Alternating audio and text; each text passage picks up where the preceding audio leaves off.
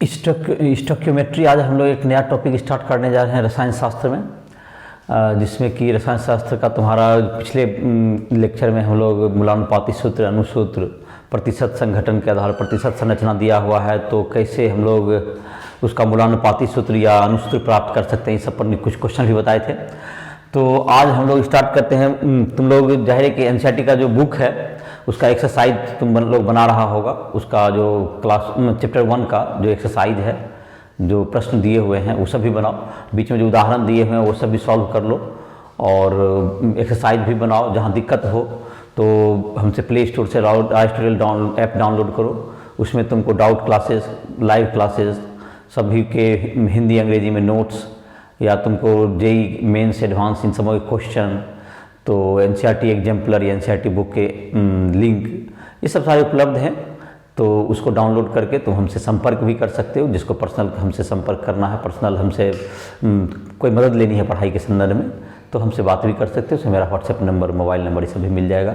तो इसी के साथ आज का लेक्चर जो है तुम्हारा शुरू करते हैं, स्टोइकियोमेट्री। तो स्टोइकियोमेट्री में क्या होता है, पहले नाम देखें,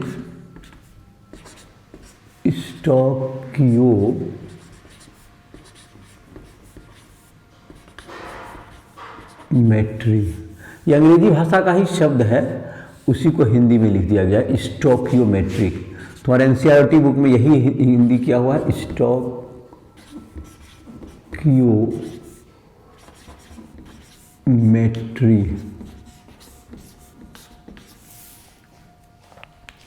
स्टोइकियोमेट्री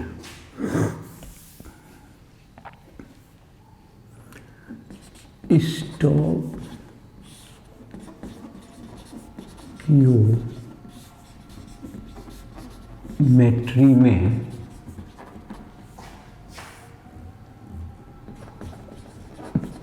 किसी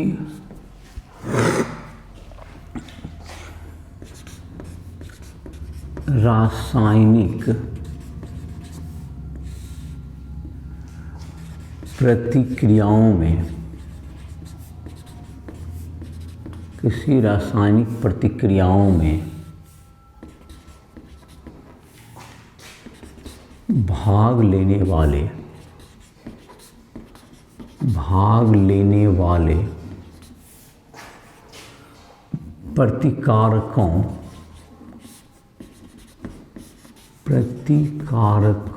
एवं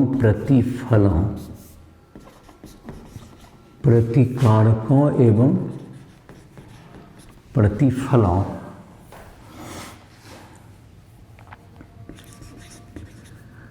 के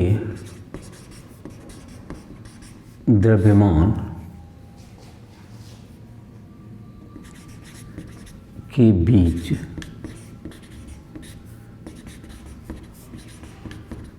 संबंध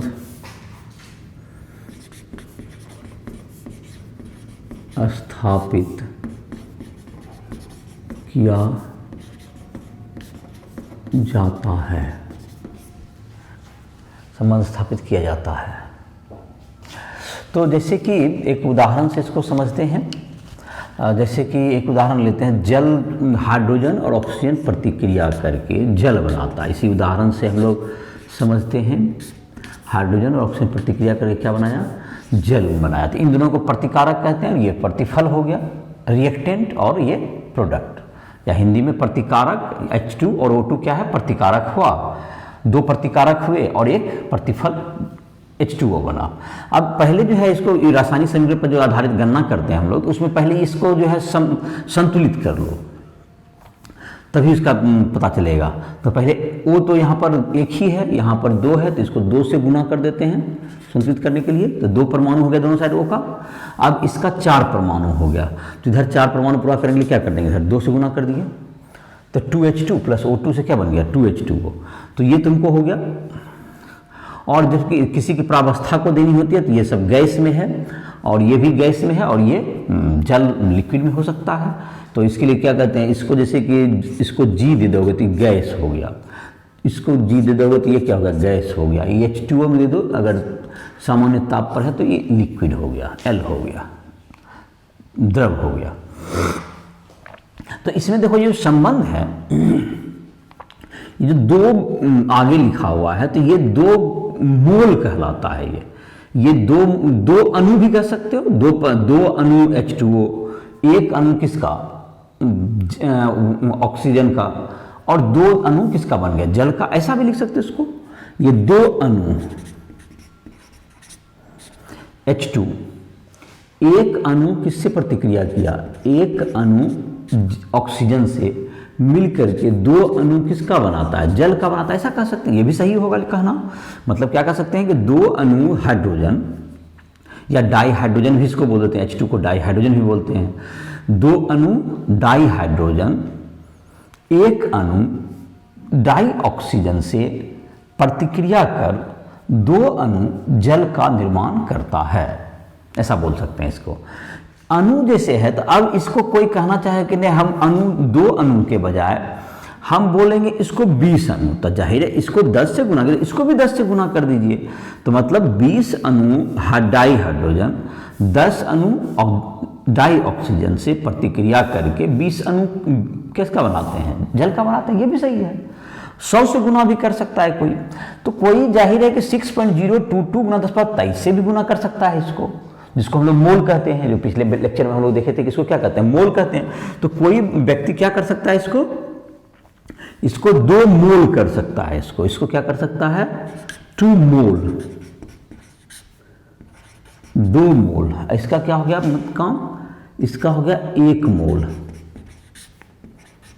2 मोल 1 मोल, और ये क्या बनाया 2 मोल हो गया। तो इसको जाहिर है कि तुम 10 से जैसे गुना कर सकते हो, तो इसको मोल से भी हम 6.022 गुना 10⁻23 से गुना कर दिए, तो उसी अनुपात में गुना कर सकते हैं कितना से भी। तो जाहिर है कि 2 गुना 6.022 गुना 10⁻23 2 मोल अणु हो गया इसका, 2 मोल अणु हाइड्रोजन का, 1 मोल अणु ऑक्सीजन से प्रतिक्रिया कर 2 मोल अणु जल का बनाता है। ये भी सही हो गया। अब जब मोल में चला गया तो मोल में है तो इसका द्रव्यमान भी पता चल जाएगा। तो मोल में क्या होता है तुमको, जैसे कि इसको अब लिख सकते हैं 2 अणुमोल जल का, इसका द्रव्यमान कितना होगा, 2 ब्रैकेट में 1 गुना 2, ये तो ग्राम हो गया। तो बराबर कितना हो गया 4 ग्राम। तो 4 ग्राम कौन, हाइड्रोजन, 4 ग्राम H2, 4 ग्राम H2 हो गया। ऑक्सीजन का देखते हैं कितना होता है, 16 होता है ऑक्सीजन का परमाणु द्रव्यमान। तो 16 दुगना 2 बराबर 32 ग्राम क्या हो गया O2। और जल का क्या हो जाएगा देखते हैं यहाँ पर 2 ब्रैकेट में 1 गुना 2 जोड़ 16 बराबर कितना हो गया 2 गुना 18 बराबर 36 ग्राम। तो 36 ग्राम हो गया। तो ये क्या निकला, मतलब निष्कर्ष की 4 ग्राम, मतलब कि ये निकल गया तुम्हें 4 ग्राम हाइड्रोजन, 4 ग्राम H2 32 ग्राम O2 से संपर्क कर 36 ग्राम जल बनाता है। यह भी एक संबंध निकल गया हमको।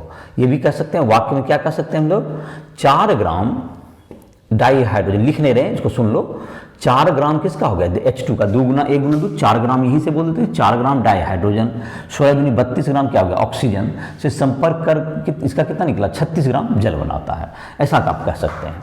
इस रासायनिक प्रतिक्रिया के आधार पर क्या पता चल रहा है, इस रासायनिक प्रतिक्रिया से पता चल रहा है कि 4 ग्राम H2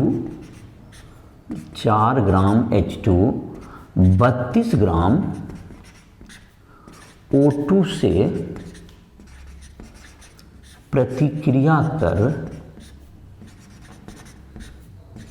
36 ग्राम जल बनाता है, जल का निर्माण करता है, जल का निर्माण करता है, 36 ग्राम जल का निर्माण करता है। तो ये तुम्हारा हो गया इस पर आधारित, रासायनिक समीकरण पर आधारित जो तुम्हारा था स्टोइचियोमेट्री कहलाता है ये। तो स्टोइचियोमेट्री में देखो क्या बताए थे, द्रव्यमान के बीच में संबंध स्थापित, ये द्रव्यमान के बीच में संबंध स्थापित हो गया, ये सब हो गया।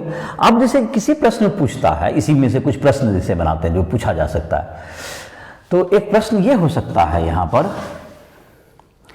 एक प्रश्न ऐसा पूछा जा सकता है कि तुमको यहाँ पर शायद जगह बन जाएगा, यहाँ पर लिख लेते हैं पहले एक क्वेश्चन छोटा सा।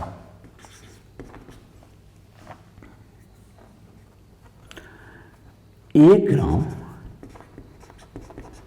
H2 कितने ग्राम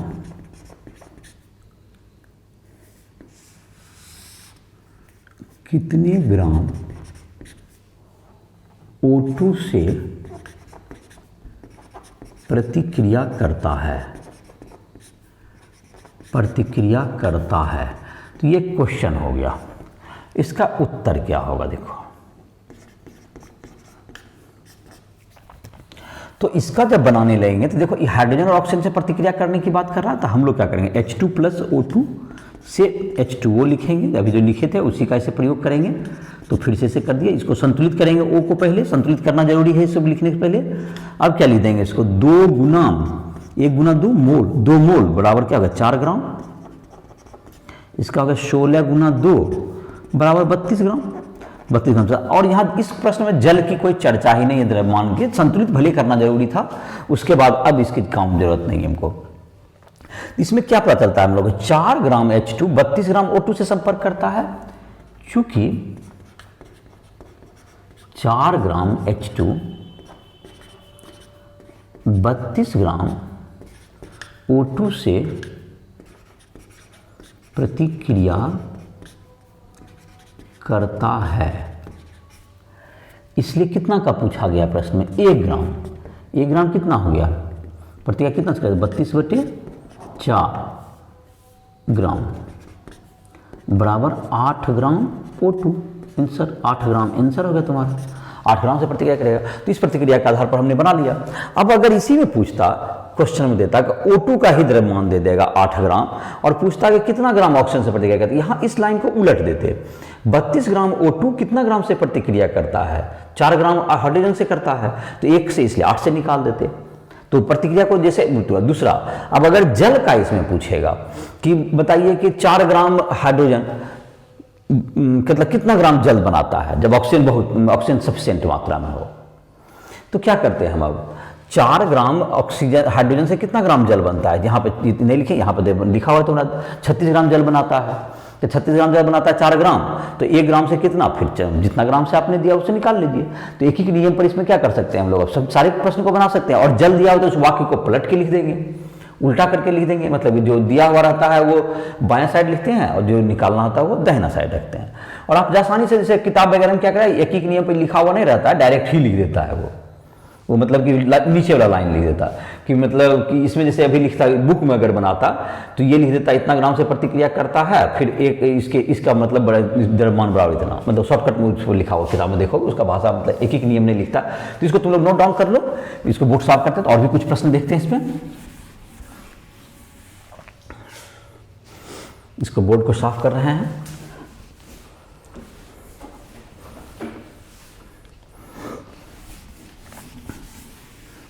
तो तुम लोग जो है एनसीईआरटी बुक का जो है क्वेश्चन है एक्सरसाइज का, उसको बनाओ। एग्जाम्पल में भी क्वेश्चन दिया हुआ है, एक एग्जाम्पल में क्वेश्चन है N2H2 का। खैर उसको बाद में आते हैं, थोड़ा सा एक और प्रश्न बताते हैं।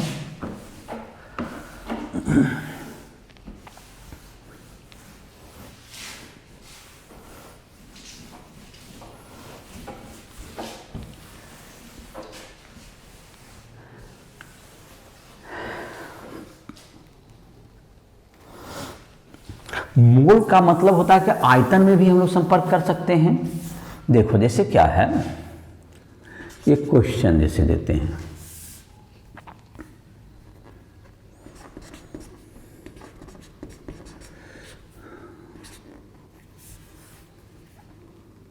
चार ग्राम CaC3 कैल्शियम कार्बोनेट,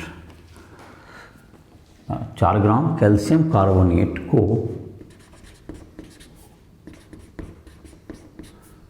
गर्म करने पर STP पर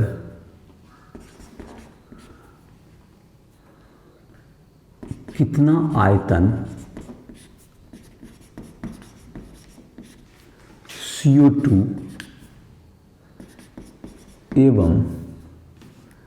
एवं प्राप्त CaO का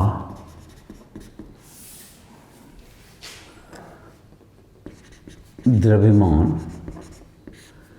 ज्ञात करें। तो यह जो तुम्हारा हो गया, देखो ये किस प्रतिक्रिया की बात कर रहा है, कैल्शियम कार्बोनेट को गर्म करने की बात कर रहा है। तो कैल्शियम कार्बोनेट प्रतिक्रिया हमको जानना पड़ेगा। तो कैल्शियम कार्बोनेट को गर्म करेंगे तो CaCO3 है, इसको हीट करने के लिए जो है इसको डेल्टा दे देती है, गर्म करने का संकेत होता है मतलब प्रतिक्रिया में। कैल्शियम कार्बोनेट CaCO3 को गर्म जब करेंगे, हीट किए, तो यह किसमें क्या बनता है ये जानना पड़ेगा। और इसी प्रश्न में भी हमको हिंट मिल रहा है कि एक कैल्शियम ऑक्साइड की बात कर रहा है, कार्बन डाइऑक्साइड, तो वही दोनों बनेगा भी। तो ये बनेगा CaO, ये सब ठोस अवस्था में रहेगा, और CO2 है जो किसमें रहेगा, गैस अवस्था में। और CaCO3 भी क्या चीज रहा होगा, ये ठोस अवस्था में रहा होगा, ये ठोस अवस्था में। तो अब है तुमको ये संतुलित ही है, देख लो कैल्शियम संतुलित है, ऑक्सीजन भी इधर 3 है, इधर भी 1 + 2 3 हो गया, तो सब संतुलित, कार्बन भी 1 है, संतुलित ही है। तो ये प्रतिक्रिया संतुलित है। तो इसका अनुभार अब निकाल लेते हैं। 1 मोल है इसका 1 मोल है, इधर भी 1 मोल, सब संतुलित है, 1 ही मोल है। तो इसका जहाँ तक ये है, इसका अनुभार निकाल लेते हैं। तो कितना, 4 ग्राम से कह रहा है, तो इसका अनुभार निकालते हैं। देखो कैल्शियम का होता है 40, कार्बन का 12 होता है परमाणु द्रव्यमान, और प्लस ऑक्सीजन का 16, तो 16 गुना यह कितना हो गया, 3 हो गया। तो पहले गुना कर लोगे तो 40 जोड़ कितना होगा तुमको, 12 जोड़ 48 बराबर कितना हो गया, 100 ग्राम। 1 मोल का द्रव्यमान कर दिए, 1 मोल पे बात कर ली, इसका 100 ग्राम कर लो। CaO का भी निकाल लेते हैं। चलो इसमें दोनों का बात कर रहा है, इसलिए दोनों पे काम करना होगा। तो इसका Ca का 40 जोड़ 16 बराबर 56 ग्राम। अब आते हैं CO2 का, यहाँ पर देखते हैं CO2 के द्रव्यमान की प्रश्न में बात नहीं किया जा रहा है, इसमें इसके आयतन की बात की जा रही है। तो जाहिर है कि 1 मोल तो ये भी है, इसका 1 मोल में इतना द्रव्यमान, इसका 1 मोल का इतना द्रव्यमान, तो इसका 1 मोल का द्रव्यमान तो हम निकाल सकते हैं, लेकिन द्रव्यमान निकालेंगे कितना होता है, 12 जोड़ 16 गुना 2 44 हो जाता, 44 ग्राम होता। लेकिन यहाँ है कि इस प्रश्न में क्या दे रहा है, इस प्रश्न में इसके क्या चीज़ से इंटरेस्टेड है प्रश्न इसके द्रव्यमान से नहीं बल्कि इसके आयतन से की बात करता है। तो इसका जब आयतन की बात करेंगे तो आयतन 1 मोल का कितना होता है STP पर, मोलर आयतन जो बताए होंगे, मोल के वीडियो में देखा होगा, नहीं ध्यान भी किया होगा तो जान लो। ये STP पर किसी गैस के 1 मोल का आयतन होता है 22.4 लीटर। इसके 1 मोल को हम लोग द्रव्यमान में नहीं ले जाकर इसको आयतन में ले जाएंगे, 22.4 लीटर। तो इसको क्या कहते हैं हम लोग, मोलर आयतन कहते हैं। फिर से बोल देते हैं, लिख नहीं रहे हैं। मोलर आयतन मतलब कितना होता है, 1 मोल का आयतन, गैस के मोलर आयतन गैस का STP पर बराबर 22.4 लीटर। कोई भी गैस अगर है, आदर्श गैस जिसको कहते हैं, तो STP पर उसका आयतन होता है 1 मोल का आयतन 22.4 लीटर। मोलर आयतन का मतलब यही हुआ। तो 1 मोल के बजाय 22.4 लीटर भी लिख सकते हैं। द्रव्यमान का अगर देता तो 44 ग्राम लिख सकते थे। तो हमने उसको ऑप्ट किया किसमें लिखने का, आयतन में, चूंकि प्रश्न में उसका आयतन CO2 का पूछा जा रहा है, कार्बन डाइऑक्साइड का आयतन पूछा जा रहा है। अब पहले देख लेते हैं, पहले द्रव्यमान ने पहले आयतन ही बनाओ। तो यहाँ देखो इसमें संबंध ये हो गया कि 100 ग्राम CaCO3 से को गर्म करने पर 22.4 लीटर ऑक्सीजन मिलता है, 22.4 लीटर कार्बन डाइऑक्साइड मिलता है। तो 22.4 लीटर को अगर चाहोगे ml में बनाना तो वही बना सकते हो, या बाद में देखते हैं। अब लिख सकते हैं इसमें CO2 को पहला बार भाग दिया है। तो अगर जैसे कि लिखना चाहेंगे तो ऐसे भी लिख सकते हैं, जैसे शॉर्टकट में, जैसे पहले बड़ा ही लिखते हैं। 100 ग्राम CaCO3 को गर्म करने पर 22.4 लीटर CO2 प्राप्त होता है। 22.4 लीटर CO2 प्राप्त होता है।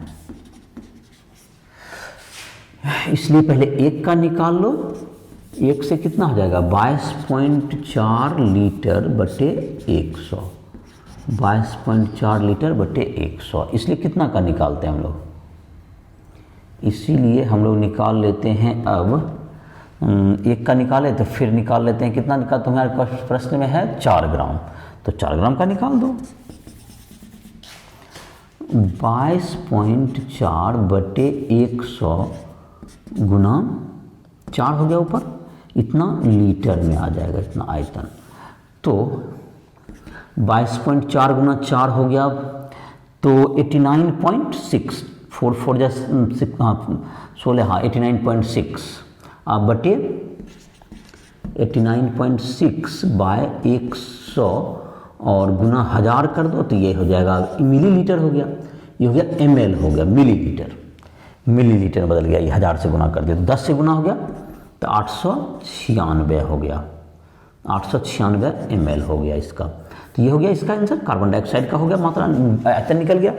अब दूसरा प्रश्न का भाग है कि CO कितना निकलेगा, तो वो भी बन जाएगा तुम्हारा। तो CO कितना, 100 ग्राम को गर्म करने पर कितना ग्राम मिलता है, 56 ग्राम, इसलिए 1 का, इसलिए 4 का। तो यहाँ भी लिख सकते हैं इसको, चलो यहाँ बना दो, चूँकि 100 ग्राम CaCO3 को गर्म, 100 ग्राम CaCO3 से 56 ग्राम CaO प्राप्त होता है, CaO प्राप्त होता है। 100 ग्राम से CaO से 1, तो इसलिए 1 से कितना हो गया, 56/100 ग्राम, इसलिए कितना से, इसलिए 4 ग्राम से कितना हो जाएगा,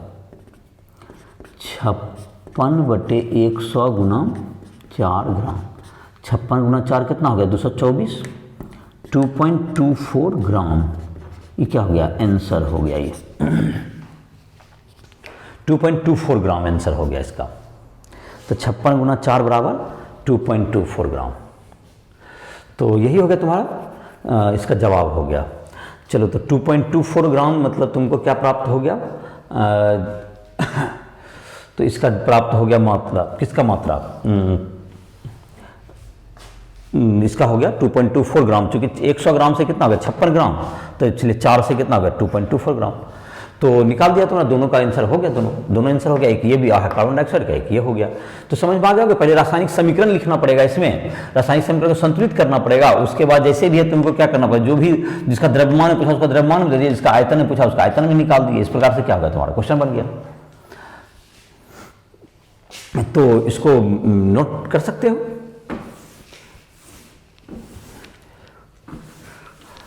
तो और जो प्रश्न है इस पर आधारित एक जो चीज, अब एक नया चीज बताते हैं जिसको हम लोग कहते हैं सीमांत अभिकर्मक। सीमांत अभिकर्मक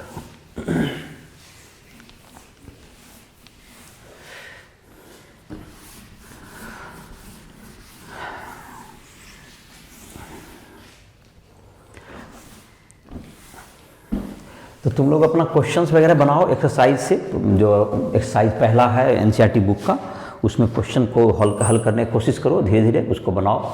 जहाँ दिक्कत हो हमसे संपर्क करके हमसे पूछ सकते हो।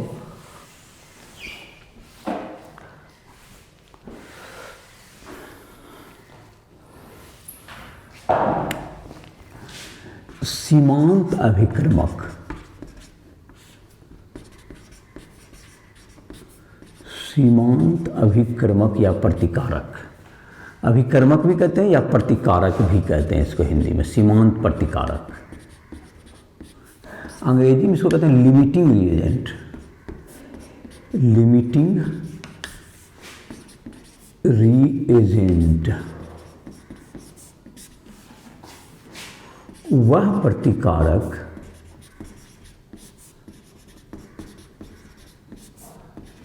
जो रासायनिक प्रतिक्रिया में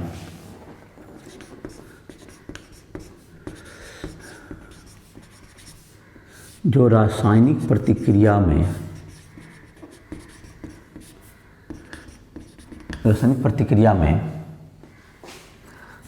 प्रतिक्रिया में पहले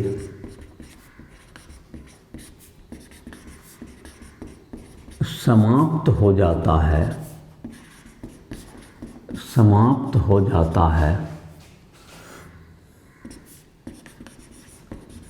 सीमांत प्रतिकारक कहलाता है, सीमांत प्रतिकारक कहलाता है। जो रासायनिक प्रतिक्रिया में पहले समाप्त हो जाएगा उसको क्या कहेंगे हम लोग? सीमांत प्रतिकारक कहलाता है, लिमिटिंग रिएजेंट कहलाता है। तो इसका मतलब ये हो गया कि जो जिसे प्रतिक्रिया कर रहा है, तो जो पहले समाप्त हो गया प्रतिक्रिया में उत्पाद की मात्रा सीमांत अभिक्रमक पर ही निर्भर करती है। प्रतिक्रिया के फलस्वरूप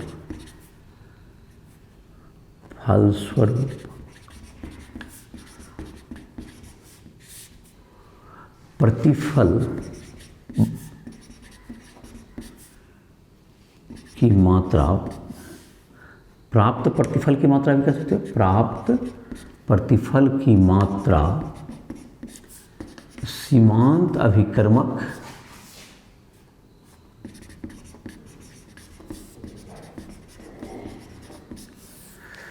ही निर्धारित करती है। सीमांत अभिक्रमक ही निर्धारित करती है। सीमांत अभिक्रमक ही बताएगा कि प्रतिक्रिया के फलस्वरूप, जैसे इसका मतलब समझाते हैं, एक मतलब तो समझ में आ गया होगा तुमको कि सीमांत अभिक्रमक ऐसा अभिक्रमक है जो कि अभिक्रमक मतलब या प्रतिकारक, जैसे एक से अधिक प्रतिकारक प्रतिक्रिया भाग लेते हैं तो सभी की कुछ कुछ मात्रा दी जाएगी तभी तो प्रतिक्रिया होगा। तो प्रतिक्रिया में ऐसा हो सकता है कि कोई अभिक्रमक जो है, कोई प्रतिकारक पहले समाप्त हो गया तो अब तो जैसे ही एक खत्म होगा तो प्रतिक्रिया तो रुक जाएगा, तो प्रतिफल तो जितना बनना है उसके बाद तो प्रतिफल बनने का खत्म हो जाएगा। लेकिन कुछ अभिक्रमक हो सकते हैं कि शेष बच जाए, तो जो पहले समाप्त हो जाएंगे टोटल वह क्या हो कहलाएंगे? सीमांत अभिक्रमक। जैसे कि तुम्हारे एक्सरसाइज में भी एक प्रश्न है या उसी से जुड़ा हुआ है, तो एक उदाहरण देते हैं। जैसे C+O2 से बनता है CO2 गैस। अब है इसका हमने कहा, क्वेश्चन है कि इसका हमने दिया, तो इसका मान लेते हैं हमको कोई दिया प्रश्न में कि इसका दिया है 12 ग्राम और इसका दिया है तुमको 16 ग्राम, तो कितना कार्बन डाइऑक्साइड प्राप्त होगा? तो 12 ग्राम कार्बन 16 ग्राम ऑक्सीजन से प्रतिक्रिया कर कितना ग्राम कार्बन डाइऑक्साइड बनाएगा? यहाँ पर प्रतिक्रिया अगर है ये 12 ग्राम है तो यहाँ तो 32 ग्राम चाहिए, और तब कितना बनेगा इसका निकाल सकते हैं। 12 ग्राम 32 ग्राम तो 44 ग्राम बनेगा। लेकिन यहाँ पर किसी ने तो हमको 16 ग्राम ही दिया। अगर ऑक्सीजन की मात्रा ज़्यादा रहेगी तो इसमें जैसे एक प्रश्न होंगे, जैसे इसको प्रश्न में है C+O2 से CO2 जैसे है, इसी पर प्रश्न एक देते हैं, एक क्वेश्चन के आधार पर इसको समझाते हैं। देखो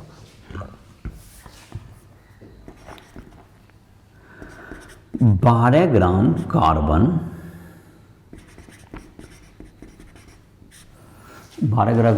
16 ग्राम ऑक्सीजन गैस से प्रतिक्रिया कर कितना ग्राम कार्बन डाइऑक्साइड बनाता है?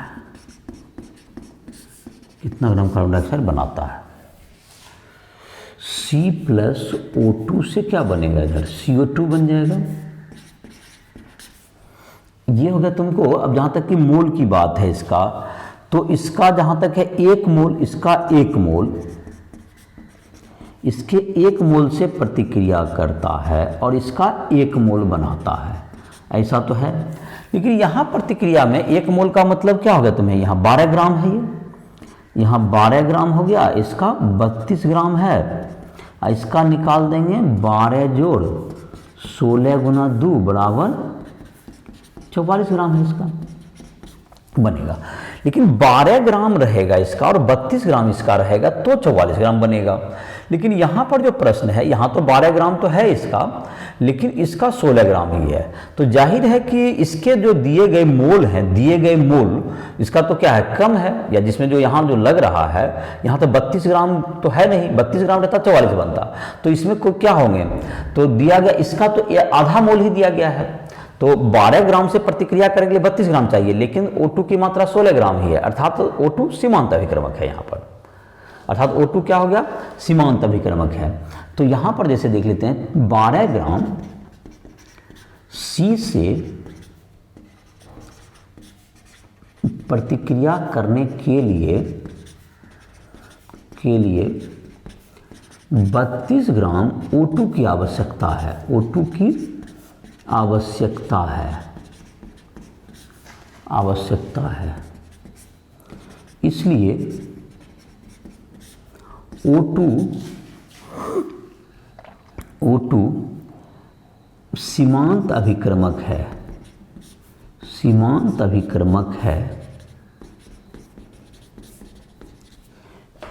चूंकि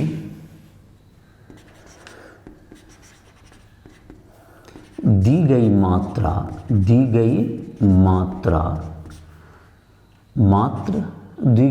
16 ग्राम है, 16 ग्राम है। तो 16 ग्राम ही है, तो 16 ग्राम है तो क्या होगा, तो 16 ग्राम का मतलब क्या होगा कि 32 ग्राम से कितना बनता है ये, 32 ग्राम से तुमको बनेगा, 32 ग्राम रहता तब तो खैर 44 बन पाता, लेकिन जब 16 ही है तो यही निर्धारित करेगा कितना दूर तक प्रतिक्रिया चलेगा। और कुछ कार्बन जो है वो क्रियाशील बच जाएंगे, जो प्रतिक्रिया में भाग नहीं लेंगे, जो प्रतिक्रिया नहीं कर पाएंगे। तो इसका मतलब हो गया कि इसमें जो कितना कार्बन डाइऑक्साइड में इसका निर्धारण कौन करेगा, ऑक्सीजन करेगा। तो हम लोग लिख सकते हैं, अब देखो प्रश्न उसी से नहीं, ऑक्सीजन से ही बनेगा, कार्बन का कुछ मात्रा बच जाएगा, और कार्बन का कितना मात्रा बच जाएगा ये भी हम लोग निकाल सकते हैं। तो ये भी निकाल सकते हैं, बाद में उसको निकालते हैं, पहले जो है कार्बन डाइऑक्साइड का मात्रा चाहिए वो निकालते हैं। चूंकि अब इसी से निर्धारित है 32 ग्राम O2 कार्बन से प्रतिक्रिया कर 44 ग्राम CO2 देता है, 32 इसी से निर्धारित होगा। इसलिए 1 से कितना हो गया 44/32, इसलिए 16 से कितना हो जाएगा, 16 से 44/32 गुना 16 बराबर 22 ग्राम।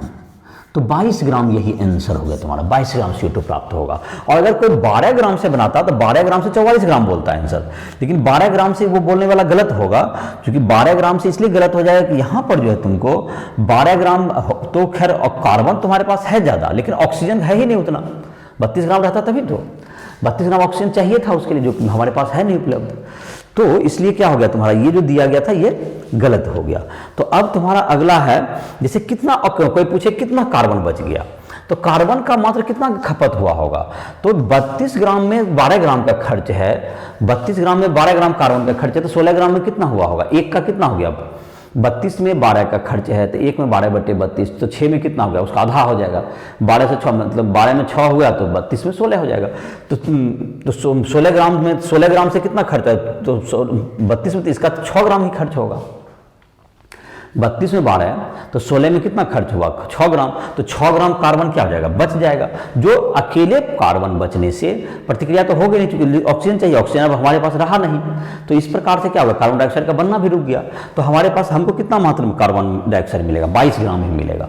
और अगर इसी प्रश्न में रहता ऑक्सीजन की अत्यधिक मात्रा है, बहुत कोई मतलब नहीं है, 12 ग्राम से कितना, 12 ग्राम कार्बन से कितना ग्राम कार्बन डाइऑक्साइड मिला, जबकि ऑक्सीजन की मात्रा सफिशियंट है, तो क्या होता था, तो 12 ग्राम से आप बनाते, 12 ग्राम से 44 ग्राम आपका मिलेगा, हो गया आंसर। तो ये समझ में आ गया होगा सीमांत अभिक्रमक क्या होता है। एक तुम्हारे उदाहरण में दिया हुआ एनसीईआरटी बुक में कि नाइट्रोजन, हाइड्रोजन इन समूहों पर आधारित दिया हुआ है। तो देखो उस उदाहरण को भी अगर तुम देखना चाहोगे, उदाहरण में तुम्हारा बना हुआ है, सॉल्व किया हुआ है।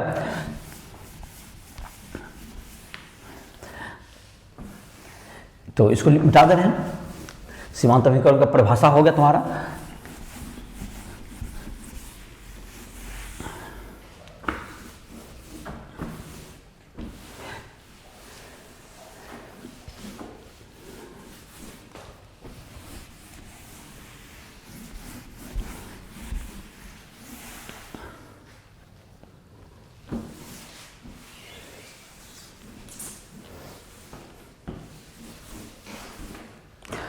तो अभी एक बता रहे थे हम लोग कि N2 एक क्वेश्चन है, मान लेते हैं N2 और H2 है, 50 किलोग्राम 50 केजी N2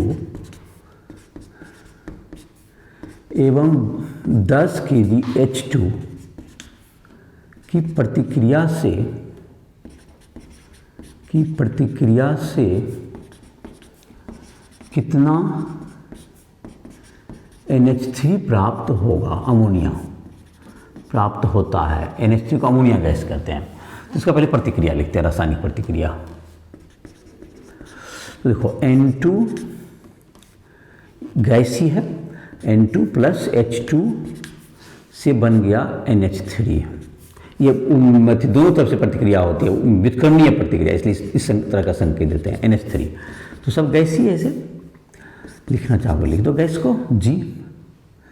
तो N2 प्लस H2 से बन गया NH3। तो संतुलित तो अभी नहीं है प्रतिक्रिया, तो प्रतिक्रिया को संतुलित करना पड़ेगा। N2 का यहाँ पे 2 अणु है, N2 का 2 परमाणु है, तो N2 का N का 2 परमाणु है, तो यहाँ पर NH3 में एक ही है, तो इसको 2 पूरा करने के लिए यहाँ दे दो।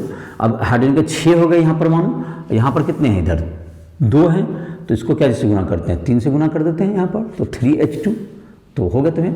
N2 प्लस 3H2 से क्या होगा, 2NH3। अब इसका द्रव्यमान का लिखते हैं, देखते हैं। N का कितना होता है, 14 होता है परमाणु द्रव्यमान, तो 14 गुना 2 बराबर 28 हो गया ग्राम, 1 मोल का द्रव्यमान। इसका तो 3 है, तो 3 से गुना ही कर दो इसको, दैट्स इक्वल्स टू 6 ग्राम। और ये कितना हो गया तुम्हें, 14 प्लस 1 गुना 3, तो 2 गुना 17 बराबर 34 ग्राम। तो 34 ग्राम तुमको क्या मिला, अमोनिया बन गया। तो ये ऐसा है तुम्हारा कि अगर हमारे पास इस अनुपात में रहे, N2 कितना रहे, अगर मेरे पास N2 का अगर 28 ग्राम हो और H2 का अगर 6 ग्राम हो, तो 34 ग्राम अमोनिया मिलेगा। ऐसा मतलब समीकरण से पता चल रहा है। यहाँ पर अब देखते हैं क्या है मेरे पास। मेरे पास यहाँ पर 50 kg अमोनिया है, तो 28 ग्राम से कितना ग्राम मिलता है हमको, ये देखते हैं। 28 ग्राम अमोनिया से प्रतिक्रिया करने के लिए कितना चाहिए हमको चाहिए कुल 6 ग्राम हाइड्रोजन।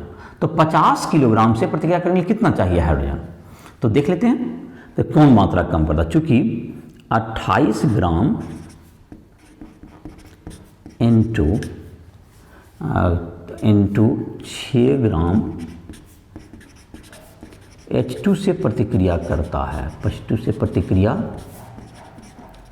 करता है, इसीलिए किसकी मात्रा चाहिए हमको, इसको 50 kg का, इसलिए 50 kg क्या हो जाएगा, 50 kg के लिए 6/28 गुना 50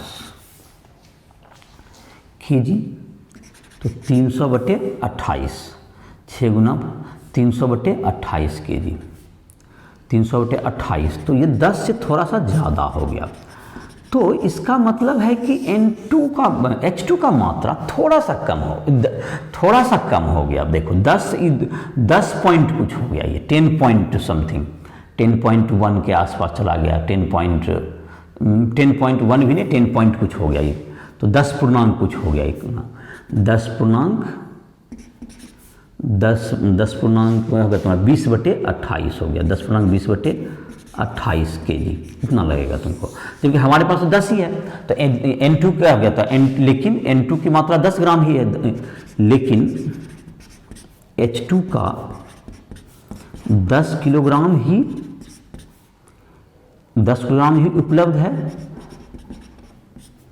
उपलब्ध है, अतः H2 सीमांत अभिकर्मक है, H2 सीमांत अभिकर्मक है। और अगर तुमको मान लेते हैं कि H2 का जैसे कि मात्रा 20 किलोग्राम दिया हुआ रहता है, अभी सपोज दैट, तो जाहिर है कि सबसे इससे ज़्यादा है, तो यही N2 सीमांत अभिकर्मक हो जाता। तो शायद समझ में आ गया कैसे निर्धारित कर दिए। हमने कहा कि इस प्रतिक्रिया के आधार पर 28 ग्राम में कितना प्रतिक्रिया करनी है, 6 ग्राम चाहिए, 28 ग्राम में चाहिए 6 ग्राम, तो 50 में कितना चाहिए, 300/28, जो कि 10 से क्या पड़ गया, ज़्यादा पड़ गया। तो N2 का, लेकिन H2 का मात्रा हमारे पास 10 है, यहाँ 10 से थोड़ा सा ज़्यादा की जरूरत पड़ रहा है, तो H2 इसका मतलब पहले समाप्त हो जाएगा, N2 भी थोड़ा सा बचेगा। तो अब जो प्रतिक्रिया बनेगा, जो अमोनिया, वो किसके आधार पर बनेगा, H2 के आधार पर प्रतिक्रिया होगा। तो अब हम देखो किसके आधार पर करेंगे, N2 से अब काम नहीं करेंगे, अब जब भी काम करेंगे तो सीमांत अभिकर्मक से। तो मैं लिखूंगा 6 ग्राम H2 से 34 ग्राम NH3 प्राप्त होता है, NH3 प्राप्त अमोनिया प्राप्त होता है। इसलिए कितना से, कितना से डायरेक्ट है 10 किलोग्राम से, 10 ग्राम से कितना प्राप्त होगा, किलोग्राम में चला जाएगा, 34 ग्राम बाय 6 ग्राम इंटू तुम्हारा हो गया 10 किलोग्राम, तो 34/6 तो 170/3 किलोग्राम, ये 56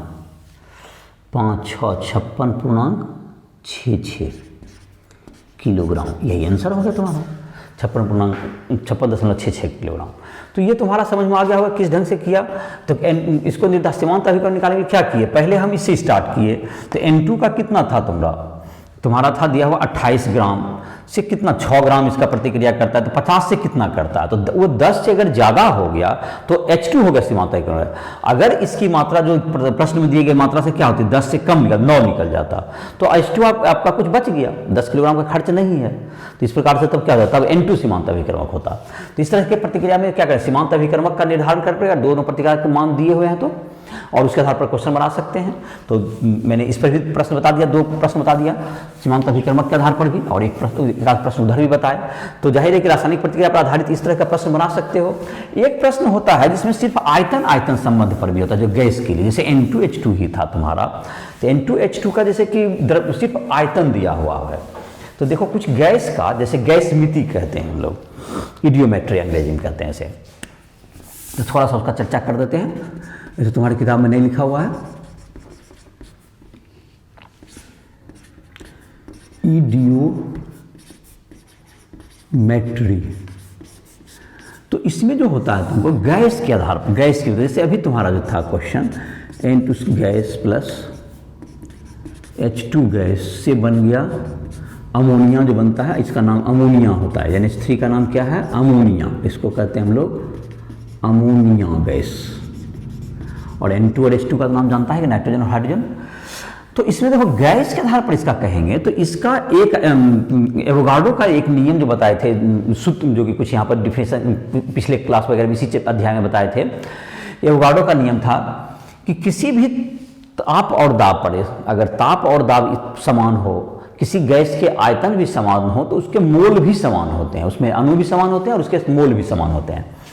इसका मतलब जो कि मोल का अनुपात है, पहले इसको संतुलित कर लो, तो संतुलित कर लेंगे तो यहाँ पे 3 आ जाता है, अभी तो यही थे, और ये इधर क्या आ जाएगा तुम्हें 2NH3 आता है, 2 मोल अमोनिया का बनता है, और इसका क्या होगा तुम्हारा N2 प्लस क्या होगा तुम्हें H2, N2 प्लस H2 से क्या बन गया N2 प्लस 3H2 से क्या बन जाता है तुमको 2NH3, 2 मोल किसका बन जाएगा तुम्हें अमोनिया का बन जाएगा।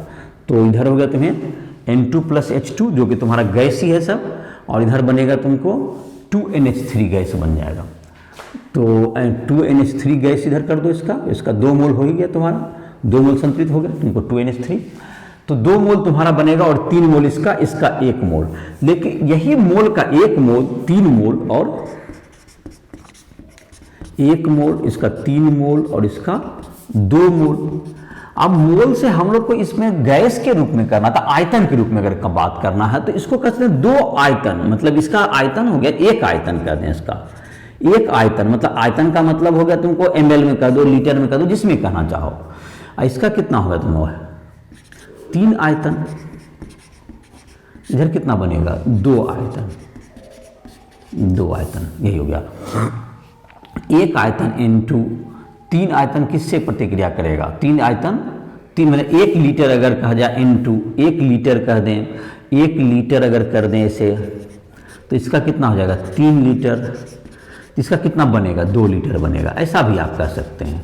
अगर STP में समान ताप दाब पर कोई भी ताप दाब ले सकते हैं, समान ताप दाब पर ऐसा कह सकते हैं आप कि इसका 1 लीटर अगर प्रतिक्रिया करता है तो इसका 1 लीटर जो है इसकी कितना लीटर से करेगा 3 लीटर से प्रतिक्रिया करके 2 लीटर अमोनिया बनाएगा, ऐसा बोल सकते हैं। ml में भी बोल सकते हैं। तो इस प्रकार आयतन में भी काम किया जा सकता है अगर समान ताप पर, इसको गैस मिति कहते हैं। ये आयतन के भी संबंध स्थापित करता है, और स्टोइकियोमेट्री में हम लोग द्रव्यमान पर संबंध स्थापित करते हैं। तो इस तरह से क्या कर सकते हैं, इस पर भी आधारित प्रश्न बना सकते हैं अगर आयतन का, जैसे तुम्हारे एनसीईआरटी बुक में तो नहीं दिया हुआ है, अगर एक आध क्वेश्चन वगैरह होगा तो इसको तुम सॉल्व कर सकते हो। जैसे कि रहता है इसमें कुछ फार्मूला वगैरह निर्धारण करने का कुछ प्रश्न रहता है, तो प्रश्न तो अगर उसका उस तरह का आएगा तो इस पर बनाओगे या कुछ प्रश्न की चर्चा करेंगे लास्ट में चैप्टर के, जब चैप्टर तो अंत ही लगभग हो रहा है, तो रासायनिक प्रतिक्रिया पर आधारित तुम जो प्रश्न जितने हैं उसको बना सकते हो। जो एक और तुम्हारा जो लेक्चर बचा जिसमें कि और कुछ प्रश्न वगैरह बता देंगे, और उसमें तुमको विलयन का सांद्रण वगैरह के बारे में बताएंगे। मोलरता कुछ जो अध्याय में देखोगे एक्सरसाइज में तो दिया हुआ है क्वेश्चन, मोलरता का भी शुरुआत में दिया हुआ है, तो उसके अलावा बाकी जो क्वेश्चंस हैं वो तुम्हारे अब बन जाएंगे। जितना भी लेक्चर मैंने दिया तो लगभग अब तुम एक्सरसाइज के सारे प्रश्न बना सकते हो। एक मोलंस इसके बारे में चर्चा अगले क्लास में करेंगे, विलयन का सांद्रण में। और जाहिर है कि तुम लोग को पढ़ाई में जहाँ भी दिक्कत हो रहा है हमसे संपर्क कर सकते हो। Rice tutorial app play store से डाउनलोड करो और तुमको उसके माध्यम से हमसे संपर्क किया जा सकता है। तो प्ले स्टोर पर जा करके तुम हमसे जो भी पर्सनल दिक्कत हो रहा है, कोई भी क्वेश्चन बनाने में दिक्कत होती है या कहीं समझने में दिक्कत हो रहा है, हमसे पर्सनल ट्यूशन भी ले सकते हो। उसमें जा करके राइस ट्यूटोरियल ऐप पर तुमको जो है सारे मतलब वीडियोज़ उपलब्ध हैं, वहाँ देख भी सकते हो। सारे क्लास के 11 के 12 के सारे लेक्चर मिल जाएंगे। तुम्हारे नोट्स भी हिंदी और अंग्रेजी दोनों में है। जेई का तैयारी, नीट का तैयारी जो करना चाहता है उसके लिए भी तुम्हें उसमें सामग्री है। तो इस प्रकार से क्या कहते हैं, एक पूरी तैयारी की जा सकती है उसके माध्यम से। और जो भी दिक्कत हो तो हमसे संपर्क करो। इसी के साथ लेक्चर को समाप्त कर रहे हैं।